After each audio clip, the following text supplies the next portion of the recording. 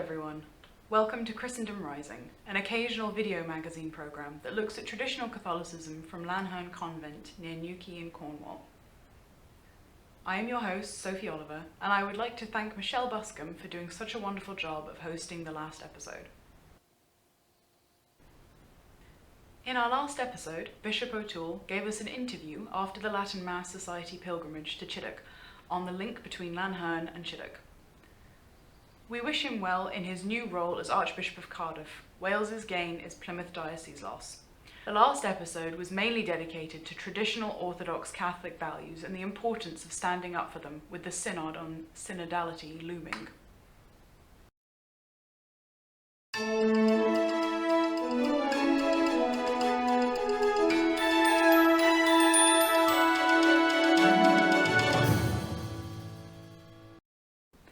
So first, I caught up with Andrew Beard at the Holy Angels.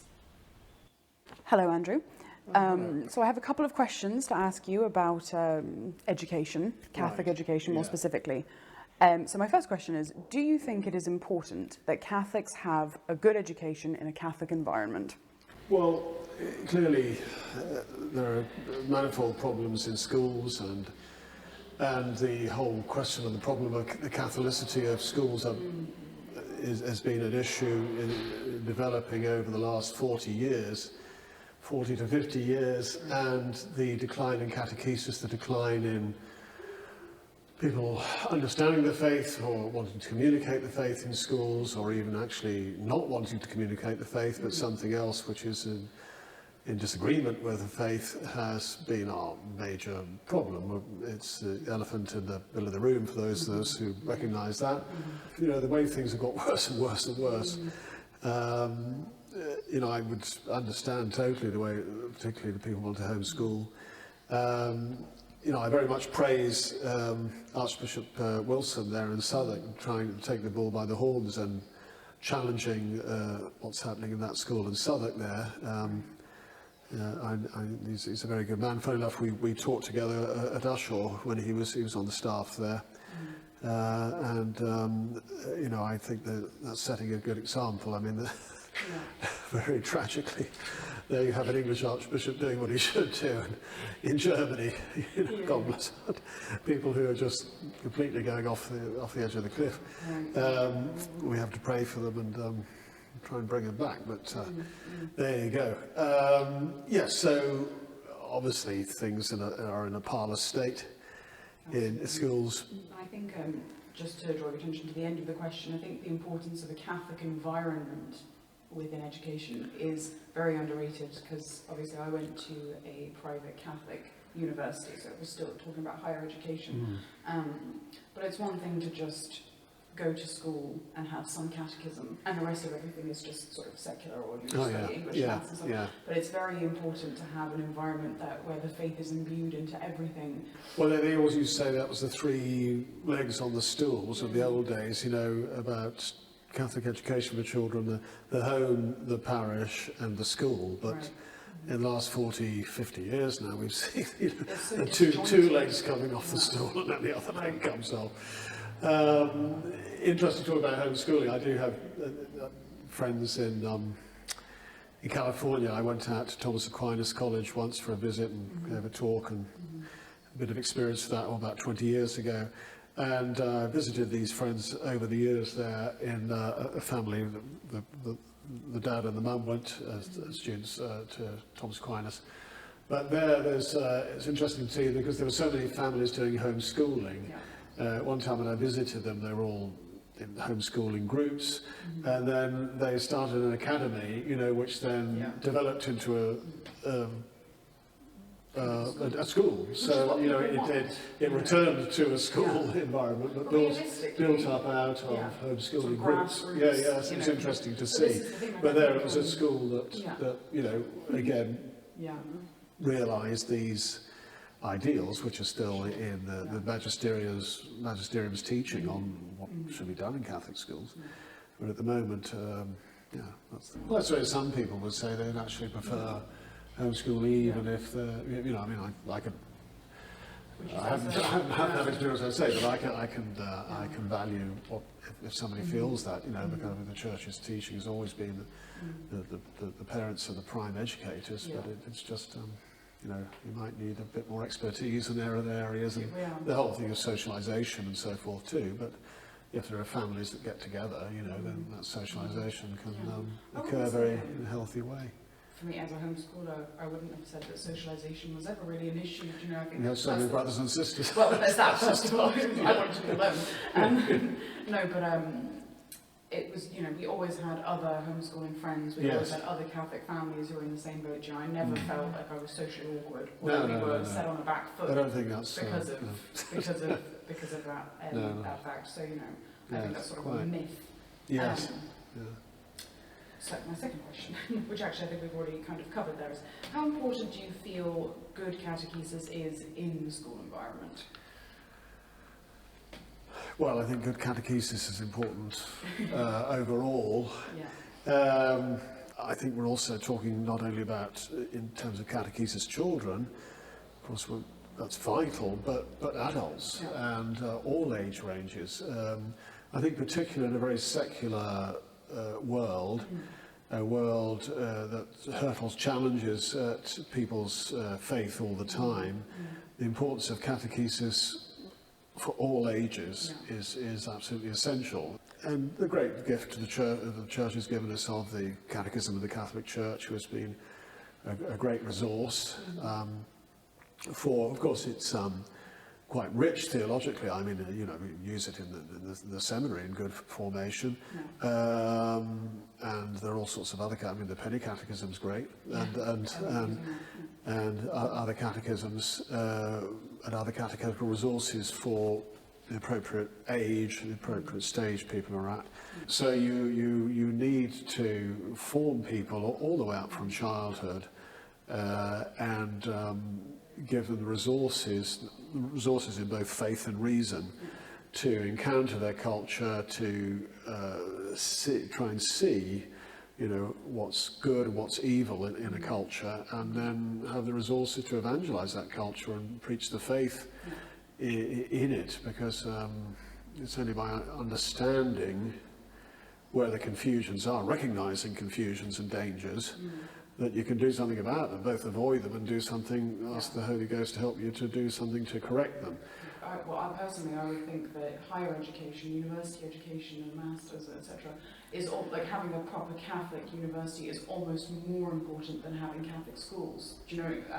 Because I think the age at which you go to university is actually a very vulnerable, very tender age, and I think throwing children from either homeschooling or Catholic academy background into a secular university is sort of suicide. It's you know, they're young, they're adults, but not really. They may have kept the faith in some way or other to that stage, but then they just get so knocked about by all the sort of woke nonsense and all stuff at the university.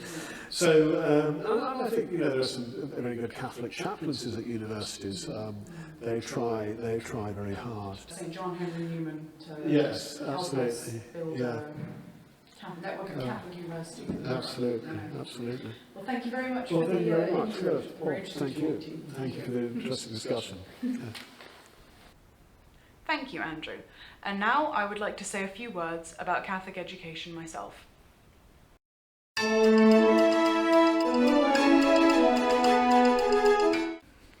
Like many people who have been brought up in traditional Catholic circles, my educational background is rather unique. I was homeschooled until the age of 15, and then went to a boarding school run by Dominican nuns for 2 years. I did a year in a Catholic liberal arts university in America, and then finished the degree in a small private Catholic university in France. And finally, I started a master's in a state-funded, nominally Catholic university in England. Catholic parents have their work cut out for them, trying both to educate their children and protect them from the horrors of state schools. Until very recently, there have been virtually no options for parents but to homeschool. These schools, which brand themselves as Catholic, are sometimes no better than any other school. They may offer a poorly delivered religious education class to merit the name Catholic. Homeschooling parents are often looked down upon by the world, and even by other Catholics, but I would like to argue the case for homeschooling and for the small Catholic private schools and academies that have been springing up over the past few years. These children are more than likely to be bright and confident, free of the hang-ups you often find in modern youth, and at the same time respectful and polite. However, setting aside the question of religion, secular schools often teach children in ideologies and seek to create consumers for the materialistic world. Secular education is about training people to do one specific job and become a cog in the money-driven wheel of society. Because secular schools are essentially atheistic, they are focused only on the here and now, on creating citizens to join the workforce. Children are taught the evils of global warming before they are taught about the creator of that very globe. They are given sexual education lessons by people who don't know them before they even learn the meaning of love or of marriage. They are taught to defend homosexual rights by people who also trample upon them. True education must be free. Children must not be taught what to think, but how to think. Most importantly, education must be Christocentric, so that children are properly formed. Without Christ, everything becomes meaningless, empty, and no longer grounded in truth. The beauty of home education is that children's minds and bodies are free to learn and grow and discover the world unhindered by dark agendas being imposed upon them. Lately, I have noticed private academies like St Mary's in Warrington and St Benedict's in Preston. These are the schools that are so desperately needed to raise strong future generations. Despite the times we live in, I believe there is much hope for the future. The rebirth of Christendom lies in the children and how we form them to be strong, free thinkers, looking not to the ground and the material world, but to the heavens and the final purpose of mankind.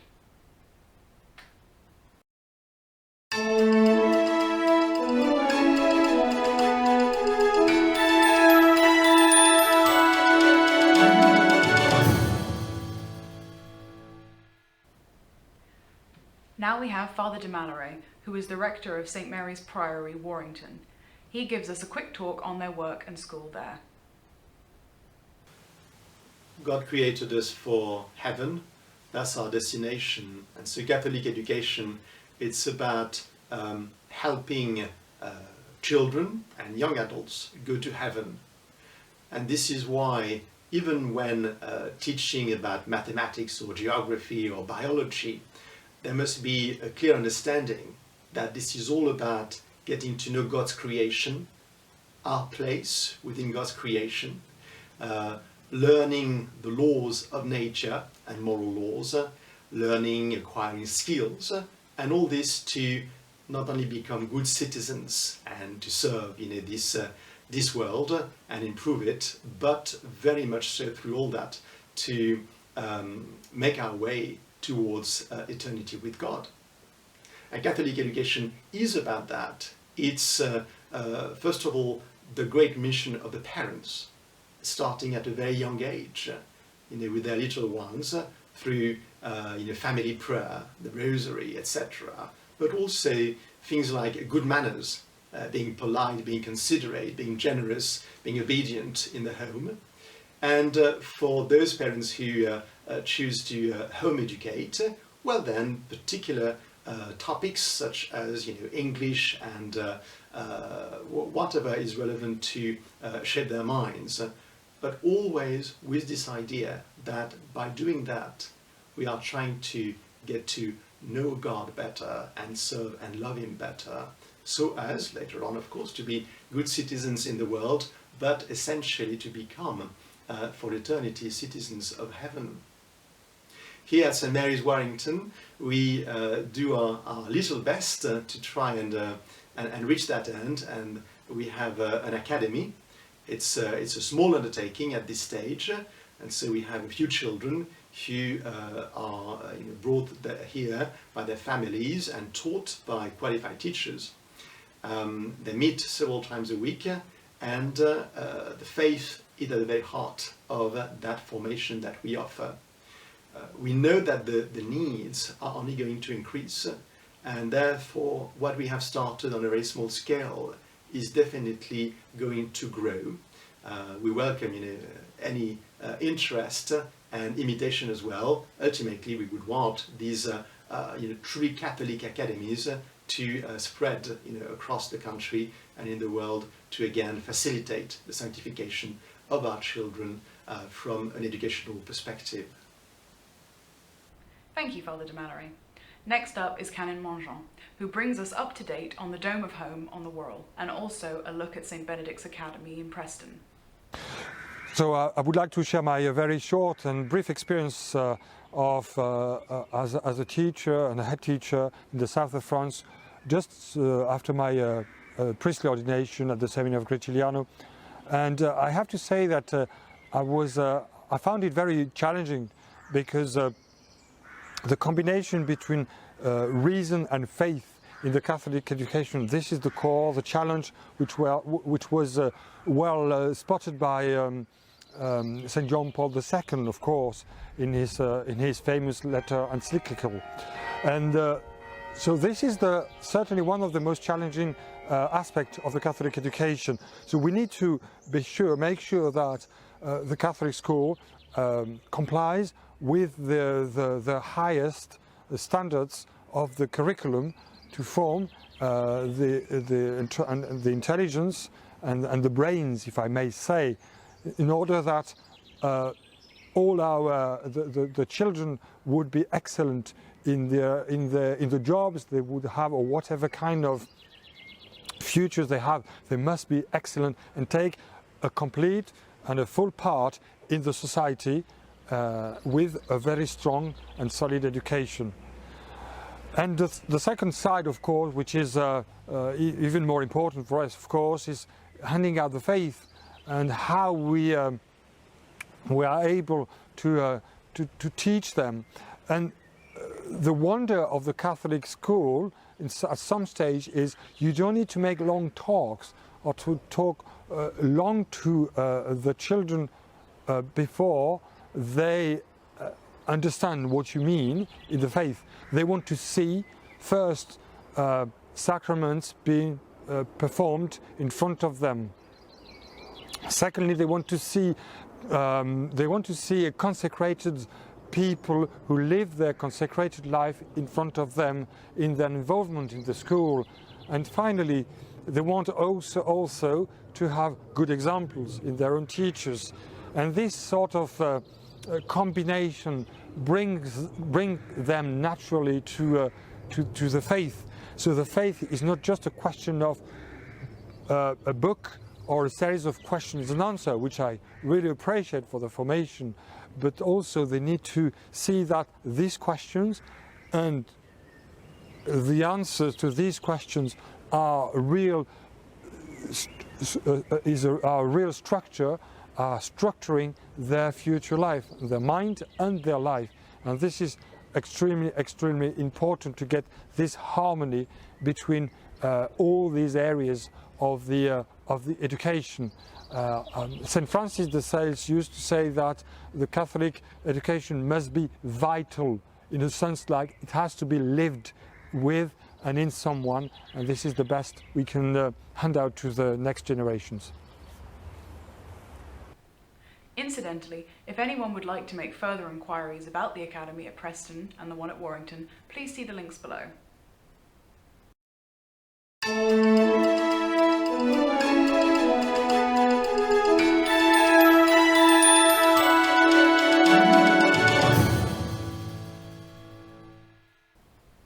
And now Maurice Quinn, Latin Mass Rep for Dorset and Devon, talks about exciting developments in the Plymouth Diocese.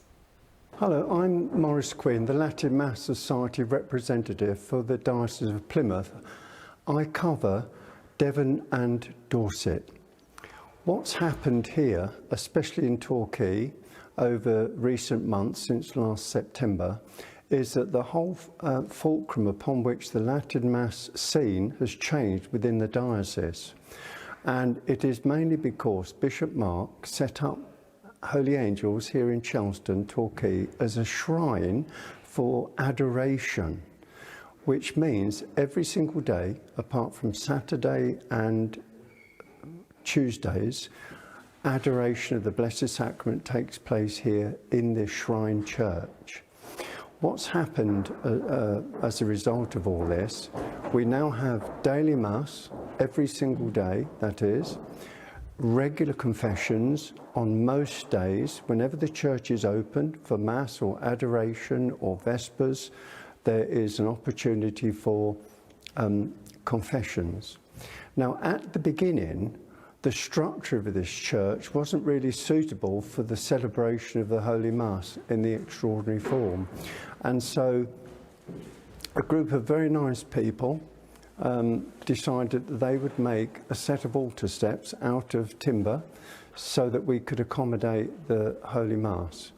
Now, that was fine. And then we really did need to make some structural changes to the church to make the whole thing more permanent. And through a very generous donation given to the shrine by the Latin Mass Society, we were able here to have the altar, Novus altar, removed. The old altar, as it used to be, has now been put in place.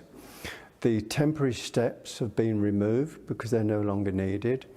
And during all this work, what was lovely, an original tiled floor was discovered under these horrible old carpets. So they have been really cleaned up and we're now using them.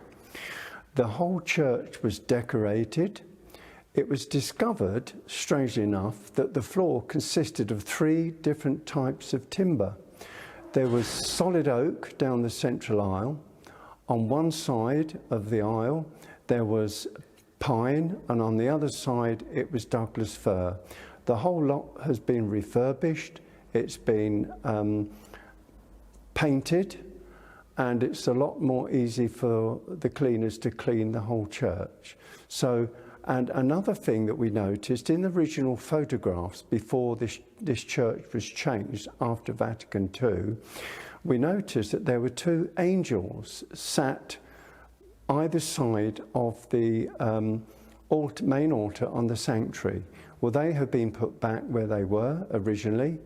Now, there is more work to be done in this church. We are looking forward to raising money somehow to move it forward. But again, I would just like to put it on record the great work that have been done here as a result of this donation of the Latin Mass Society. So I want to thank them on behalf of this Shrine Church for what they managed to do for us. Now, we still have Mass centres. There's a Mass still being said on the extraordinary form down in Dorset, in Our Lady of Lourdes and St Cecilia in Blandford Forum. So there's a Saturday morning Mass at 9:30, and also every month there was one Mass, normally on a Thursday or other weekday, at 12 noon. At the present time, unfortunately, I haven't managed to restart the Masses that used to take place at Blessed Sacrament in Exeter. Now, this is tragic because I keep getting phone calls all the time now, especially the holiday season, people contacting me and wanting to know about the Masses in Exeter. But what I'm going to do is I'm going to approach the chaplaincy in Exeter and see if we can hold them there. And the other place that I would like to restart them, and we'll be looking at this very soon, is at Lord Clifford's home at Ugbrook House. Now, if we can get that up and running again, it will be once a month on a Sunday afternoon. Thank you, Maurice. Stefano Mazzeo gives us an update on the wrapping up of his filming for his latest film, The Message of Lourdes, and also an update on the Synodal Way process. I'd like to say a big thank you to all the actors and crew who took part in the making of The Message of Lourdes, especially to Ellen, co-producer, and Marco, the cinematographer. And as this episode is about Catholic education, here is a quick still with actress Esther Slater as St Bernadette at school, learning her catechism. Here is Sophie interviewing Esther on her role and thoughts on being an actress and appearing in EWTN's The Message of Lourdes.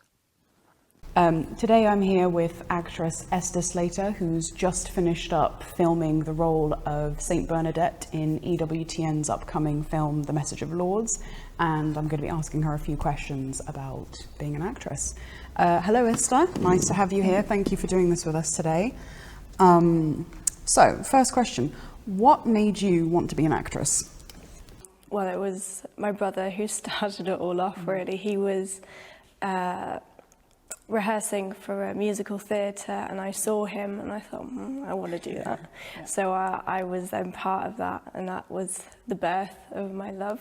But the thing that sort of kept me going in it was, I think the world can be quite a lonely place sometimes. And I think, well, for me anyway, the arts can play a big part in connecting people. I think stories are so powerful and we can learn so much from them. And is it sort of like having a family as well with Yeah. with the people that you work with and act with, sort of and all across the world. community? Yeah, Definitely. that's wonderful. Yeah, that sounds amazing. So they tell me that around 300 actresses initially applied for the audition. So what made you choose to audition for the role of St Bernadette? wow, I didn't know there were that many. That's amazing. So the statistic Yes. Well, I originally applied because I thought that I was quite a good fit for the description. I have long, dark hair, I'm short, and I look about 14. But when I started diving into her story, I thought, wow, this girl has been through so much. She was so interesting, and I really connected with her. You liked the sort of person that Bernadette was, Yeah. and you connected. And did you watch the film, The Song of Bernadette? I did, I yes. love that movie. It's a beautiful, beautiful movie. isn't it? Yeah, and you do actually look a bit like her. I was thinking it's a bit uncanny. So yeah, no, that's wonderful. So how did you prepare for the role of Bernadette? I did a lot of research. In the film. Yes. Yeah, I bought a couple of books on Bernadette, one of which actually had some letters in there that she'd written from her later life, and that gave me a real sense of her personality and her point of view, which was really invaluable. And did you find it sort of easy to slip into that role, or was it challenging to get into her head, as it were? I think the more that I sort of researched and understood her, the more I started to become Bernadette. It was a wonderful experience. I really enjoyed it. Lovely.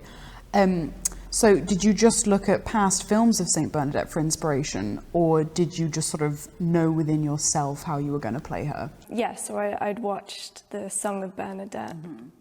But I wanted to be careful not to mimic. I didn't want to just recreate another film. I wanted to bring my own truth to it. Yeah. And what did you find most difficult about playing St Bernadette? The weather. Were you filming on Dartmoor, was it? Yes. Yeah. That explains. Dartmoor in winter is not kind. I can imagine. It was very, very cold up in Dartmoor this year as well, wasn't it?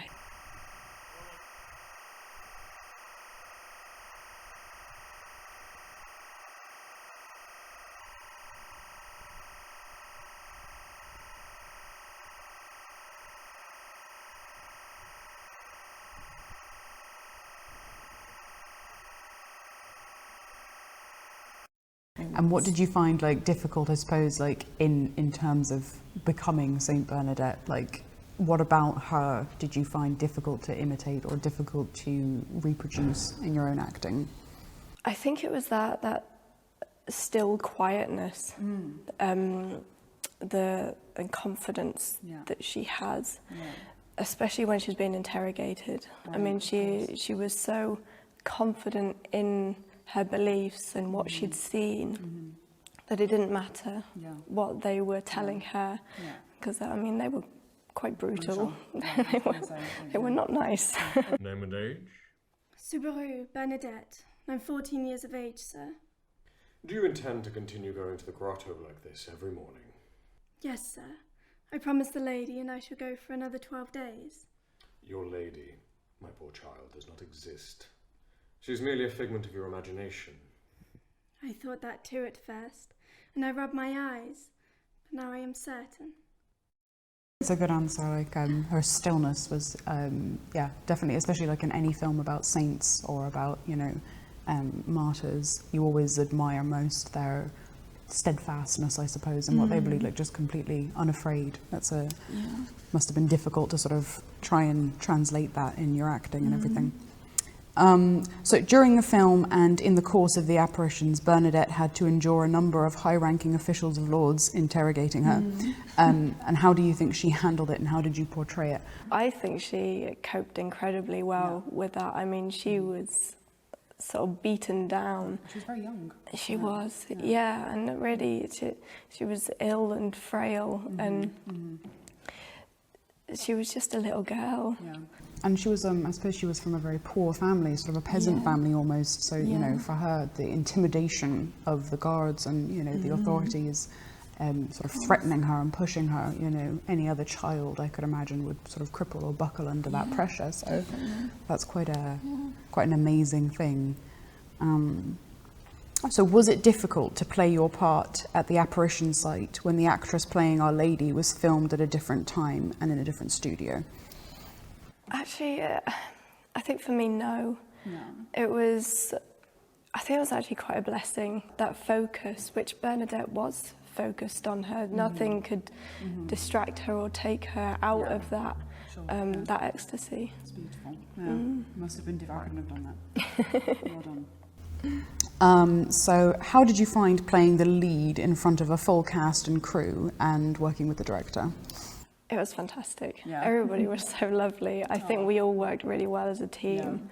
It was, everybody just welcomed me, and it was lovely. And the whole experience was good? It was, yeah. How long did it take, the whole filming process? When did we start? We started in October, I think. And then the last filming we did was in March. I'm counting in my head. Yeah, you do the best. Yeah, so right over the winter months as well. Yeah, we had a bit of a break. We had a break sort of over Christmas and that. And then continued on. I would like to say though that working with our director Stefano was wonderful. It was very collaborative, and he knew what he wanted, and that was fantastic. But if we had our own creative ideas, we could come forward. Lovely. Which I suppose is what every actor wants. Definitely, to have some input. And, you know, it worked as a team, and that was nice. That's very nice. So what did you personally take away from being Bernadette? I took away a lot of confidence. Yeah? Yeah, not only in my career, but in my faith. I think working with other people who believe the same as you really, it's empowering. And it really cemented a few things for me. And it's ended up playing a big part in my journey with God and my relationship. And I think it's wonderful that you were able to work with a purely Catholic film network, you know, because that's sort of not done. And it must have been a really nice experience to feel among friends, as it were, or people of like mind, whilst also doing what you're passionate about, which is acting. It's been really nice. So what do you hope viewers of the film will take away from watching? I hope they take away the sense of her courage.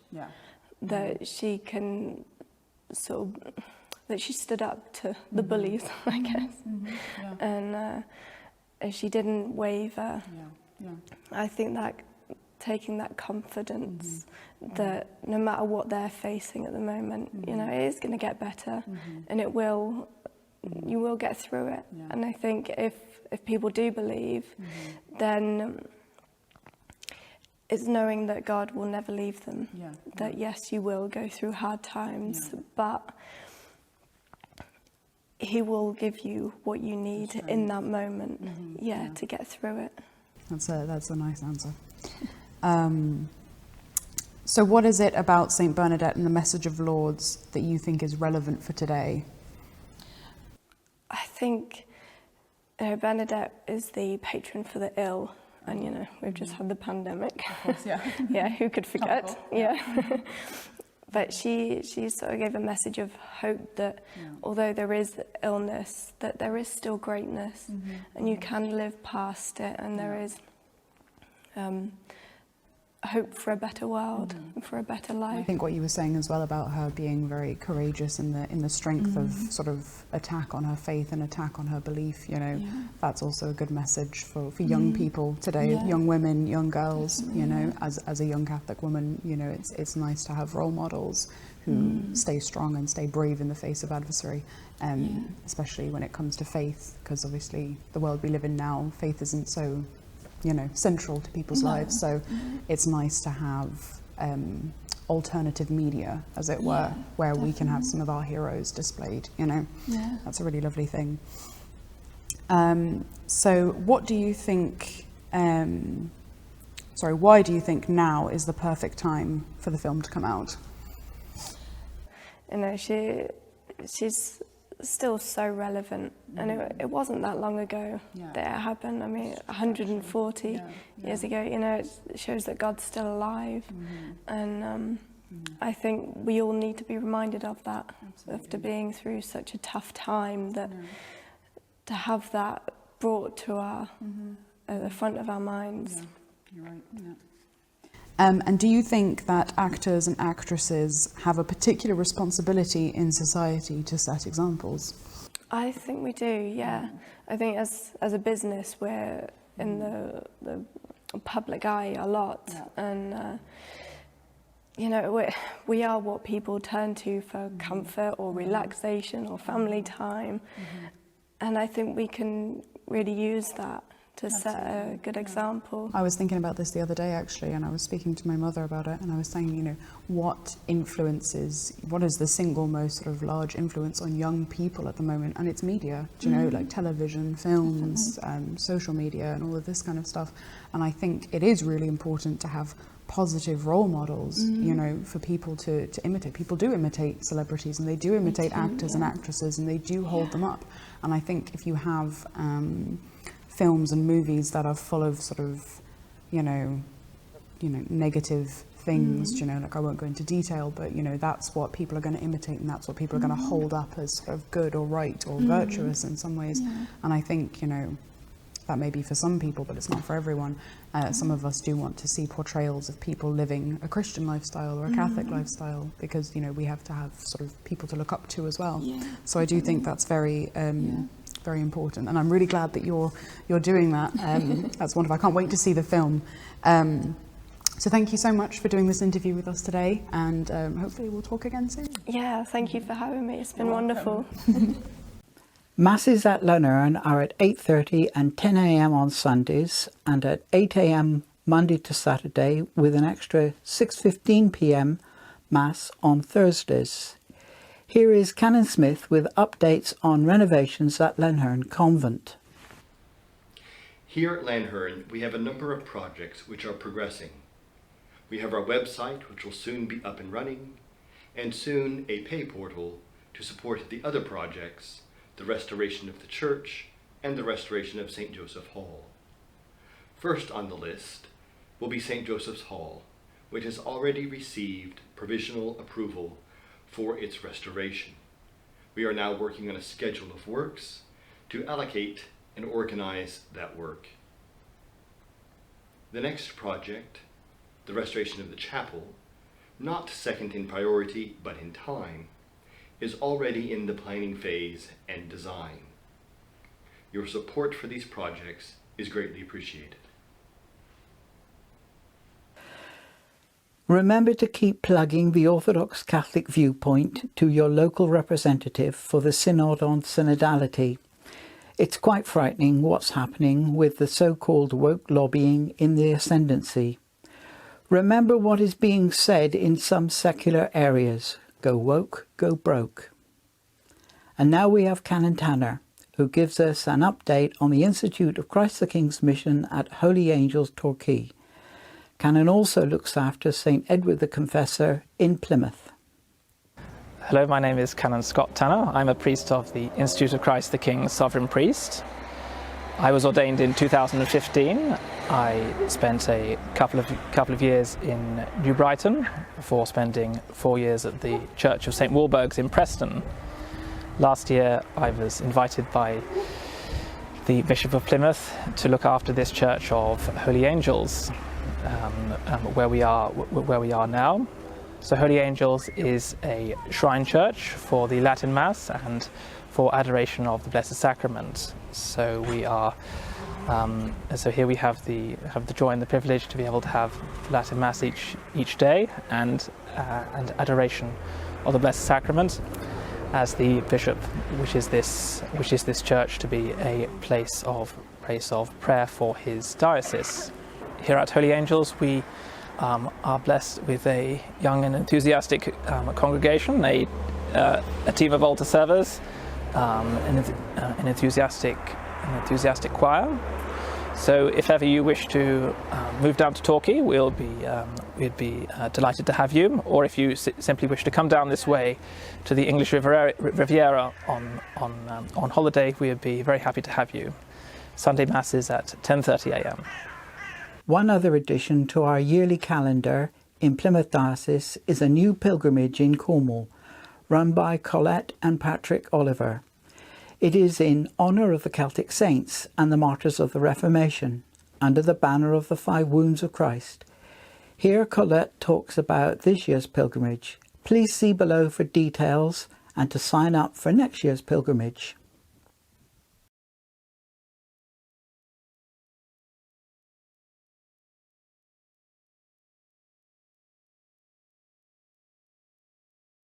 So we've just arrived at Lanherne on pilgrimage, and we've been walking from Lanavette and to end up here. We've stopped in Little Petherick and last night in St Duval.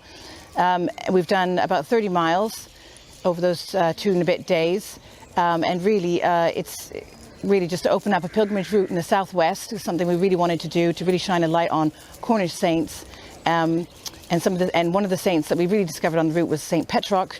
And we've learned a lot about him and how important he was to this area, the monasteries he built, the churches that he's founded in Bodmin Monastery. Padstow's named for him, and just really interesting for all of us. The route we went on is called the Saints' Way, which is actually an ancient route, and I think it's part of the Compostela. And it's, I think it's the Irish through Cornwall over to Brittany, and that would be the bit. So we've done a small section of that. Starting in Lanavette, which apparently is the centre of Cornwall. And so on our route, we weren't taking off into woods and everything away from the general population. We actually were going through lots of towns and through campsites and all sorts. And lots and lots of people were stopping us, taking photographs, asking us what we were doing. They were asking the children. And that was really, really good, because we really felt we were being a witness to everyone around us. We weren't just hiding on past through woods and nobody could see who we were. They were there, and we had people clapping for us. We had people asking questions. We had people saying they were atheists, but this is really interesting what you're doing.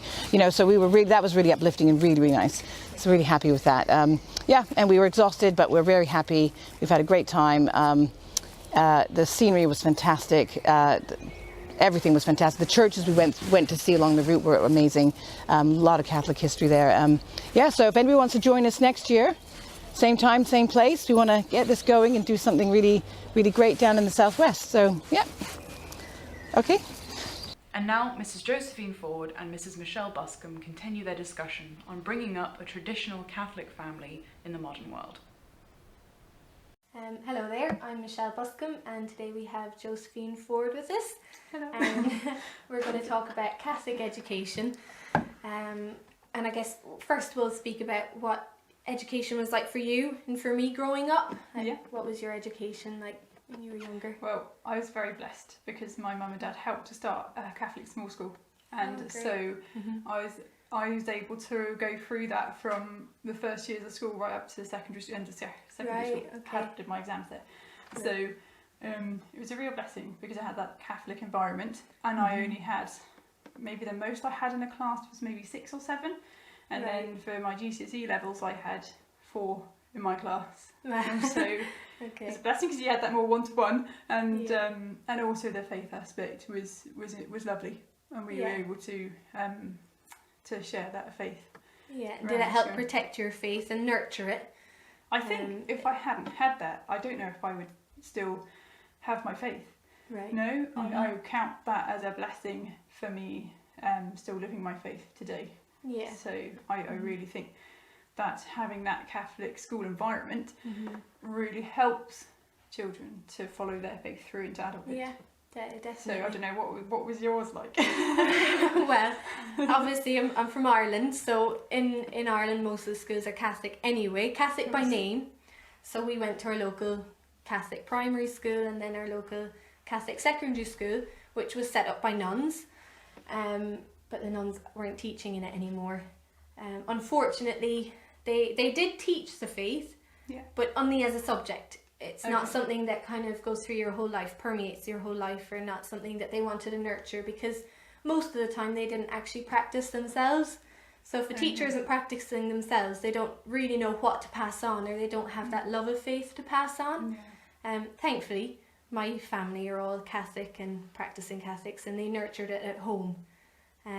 So that home environment that also protected it. That also helps to have that Catholic home environment. Yeah, well, if you're able to get both of them. If you can get both, it's ideal. I only got one really, but it was so strong that I managed to hold on to it. Yeah. And thankfully went to a Catholic college, and from then on was only surrounded really by people of the same mindset of me. Yeah. But I guess it makes you want to, for me, I want to hopefully homeschool my children, only because there's no good Catholic school nearby. You're already homeschooling, so why did you start homeschooling? Well, for that reason, really. One, because I felt that my children couldn't get a good Catholic education elsewhere near us. There are many other schools up the country which I wish we were closer to, but however, we are here, and so we chose homeschooling, and I must say at first, my husband was a bit wary of it, and so we said, well, let's take it term by term and see how we get on. And now he said, don't let them go back to school. So you must be doing a good job. I don't know if it's me, but the children seem to be learning something at least. But, generally, and faith-wise too, I can make their lessons around the Catholic faith, and you have that faithful home environment. It's lovely. I mean, they would have that even if they were at school, but to have it during their lessons too is hopefully will stand them in good stead. It protects them. Well, it protects them, doesn't it? They're not. I mean, in one way people look at it is that you're kind of overprotecting your children, and you're not kind of showing them what's out in the world, but really our duty is to get those children to heaven. And when they're so young and can't really, they don't reach the age of reason until they're 7. So you're protecting it, and you need to teach them, and then they need to kind of gain confidence in defending their faith themselves. But that doesn't happen for a very long time afterwards. So when they go out into the world, they're kind of ready, hopefully, from what you've taught them. We're coming on. We keep up with their catechism classes, so we're able to do that throughout our week, and so that gives them a good head start with their Catholic faith.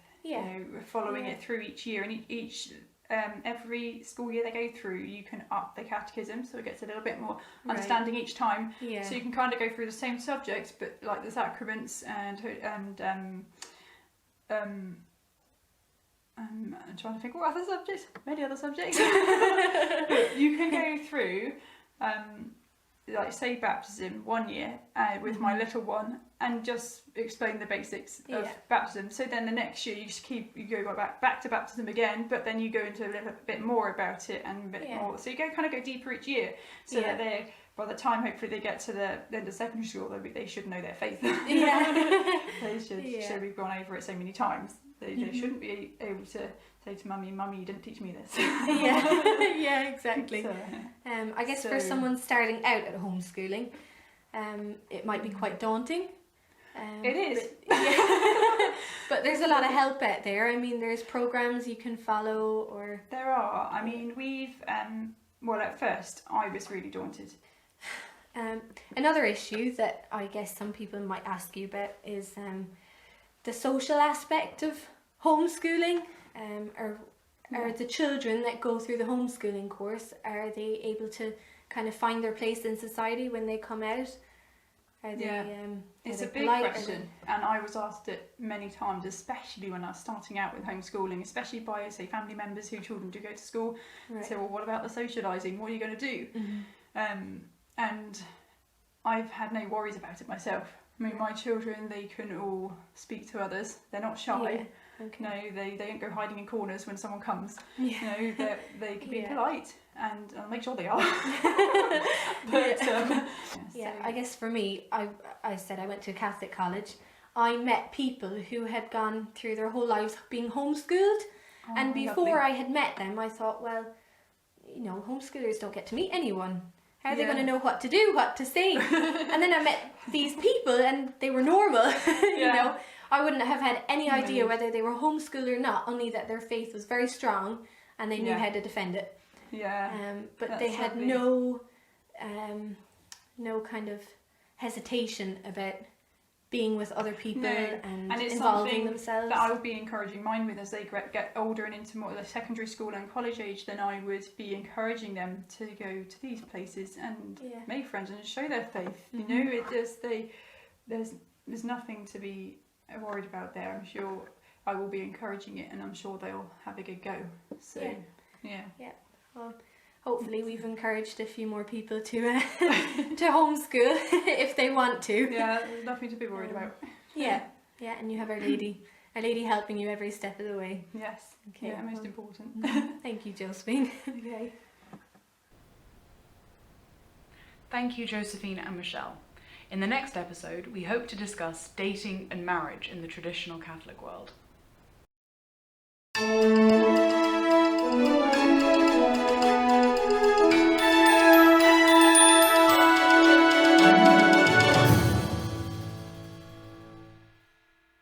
That's all for now. So until next time, this is Sophie Oliver for Christendom Rising.